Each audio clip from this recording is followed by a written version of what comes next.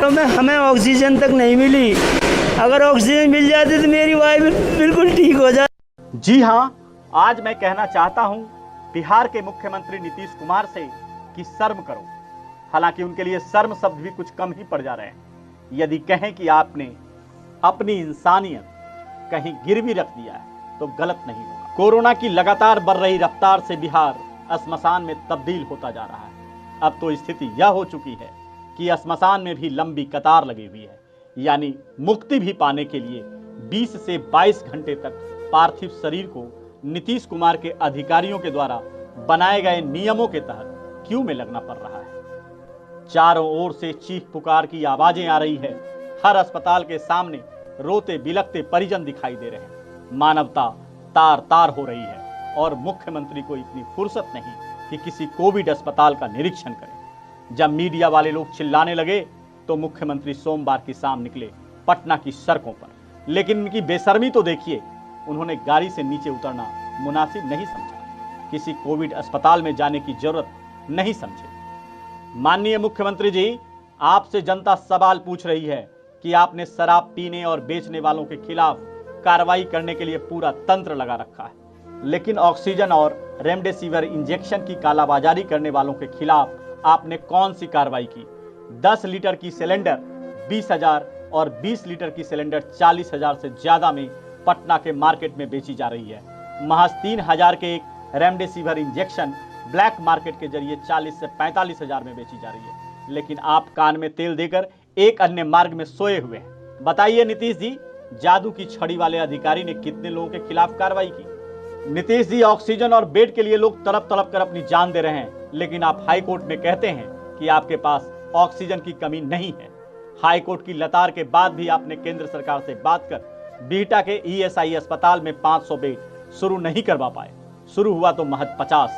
सारे राज्यों के मुख्यमंत्री केंद्र से बात कर ऑक्सीजन एक्सप्रेस मंगवा रही है और आप बात करना मुनासिब नहीं समझते? क्या आपने इस मसले पर प्रधानमंत्री, गृह मंत्री या रक्षा मंत्री से बात की? नहीं की, क्योंकि आपके कद छोटे जो हो जाएंगे। नीतीश जी, थोड़ा लोगों को बताइए कि पीएम केयर से जो वेंटिलेटर बिहार के अस्पतालों को मिला वो किस किस अस्पताल में काम कर रही है। शायद आपके पास आंकड़ा नहीं होगा, आपको अधिकारियों से पूछना पड़ेगा। मैं बताता हूं, पटना के एम्स को छोड़कर राज्य के लगभग सभी सरकारी अस्पतालों में पीएम केयर्स फंड के तहत मिले ये वेंटिलेटर्स अभी तक चालू भी नहीं हो पाए हैं। कहीं स्टाफ की कमी का हवाला दिया जा रहा है तो कहीं वेंटिलेटर चलाने के लिए संसाधन की कमी। गया के अनुग्रह नारायण मगध मेडिकल कॉलेज को पिछले साल पीएम केयर्स के तहत 30 वेंटिलेटर मिले, लेकिन मौजूदा समय में इसमें एक भी चालू नहीं है। दरभंगा मेडिकल कॉलेज अस्पताल को 40 वेंटिलेटर मिले, लेकिन एक भी चालू नहीं है। सुपौल सदर अस्पताल को 6 वेंटिलेटर मिले, लेकिन 10 महीने से ये जंग खा रहे हैं। मुजफ्फरपुर के श्री कृष्ण मेडिकल कॉलेज अस्पताल को 80 वेंटिलेटर्स दिए गए, लेकिन 15 वेंटिलेटर ही कोविड वार्ड में लगाए गए हैं। नीतीश जी, थोड़ा लोगों को यह भी बताइए कि आपने 1 सालों में कोरोना की उचित जांच की कौन सी व्यवस्था कराई? लोगों को चिकनी चुपड़ी बातों में फंसाकर बेवकूफ बनाना आपसे कोई सीखे। मैं आपको बताता हूं कि लगभग 14 करोड़ की आबादी वाले आपके राज्य में मात्र 10 आरटीपीसीआर मशीन है, जिसमें 2 भारत सरकार के जिम्मे है, जिसमें एक एम्स और दूसरा आरएमआरआई में लगी है, यानी 8 आपकी है। आप जो जांच का आंकड़ा पेश कर रहे हैं उसमें महज 35 से 36% ही आरटीपीसीआर से हैं, बाकी सभी रैपिड एंटीजन टेस्ट है, जिसका 70% रिपोर्ट गलत ही होता है।